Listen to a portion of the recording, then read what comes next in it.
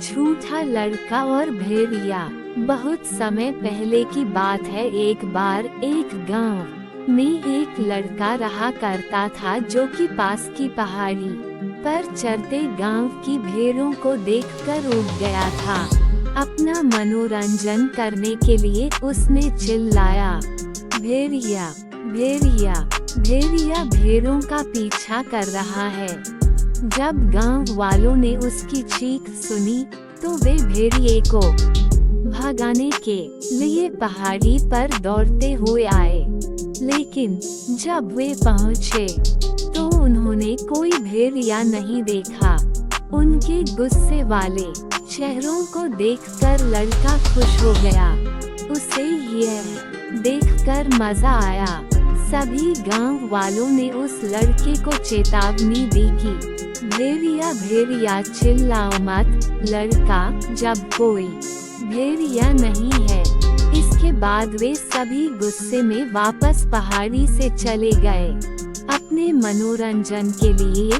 बाद में एक बार फिर से चरवाहा लड़का फिर चिल्लाया, भेड़िया भेड़िया भेड़िया भेड़ों का पीछा कर रहा है।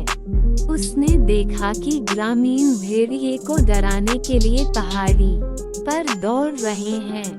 ये देख उसे फिर से आनंद आने लगा। जब उन्होंने देखा कि कोई भेड़िया नहीं है तो उन्होंने सख्ती से उस लड़के को कहा कि जब कोई भेड़िया नहीं है तब उसे उन्हें नहीं बुलाना चाहिए। केवल भेड़िया के आने पर ही उन्हें उसे पुकारना चाहिए। जब वो गांव वाले पहाड़ी के नीचे जा रहे थे तब वो लड़का मन ही मन मुस्कुराया।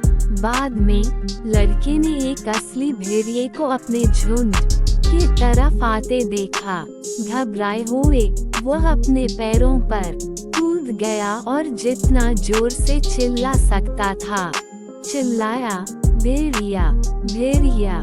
लेकिन गांव वालों ने अब की बार सोचा कि वो उन्हें फिर से बेवकूफ बना रहा है और इसलिए वे मदद के लिए नहीं आए। सूर्यास्त के समय ग्रामीण उस लड़के की तलाश में गए जो अपनी भेड़ों के साथ नहीं लौटा था। जब वे पहाड़ी पर गए तो उन्होंने उसे रोते हुए पाया। यह वास्तव में एक भेड़िया था। झुंड चला गया। मैं चिल्लाया, भेड़िया, लेकिन तुम नहीं आए। वह चिल्लाया। ये सब वो रोते हुए कहा। अब एक बूढ़ा आदमी लड़के को सांत्वना देने गया। जैसे ही उसने उसके पीठ पर अपना हाथ रखा उसने कहा, झूठे पर कोई विश्वास नहीं करता, भले ही वह सच कह रहा हो। अब उस लड़के को अपनी गलती का पछतावा हुआ।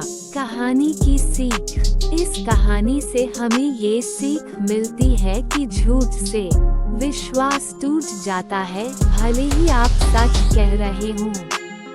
कोई भी झूठ पर विश्वास नहीं करता है, इसलिए हमेशा सच बोलना चाहिए। अगर आप लोगों को ये कहानी पसंद आए हो तो चैनल को सब्सक्राइब करो और मिलते हैं नई कहानी में।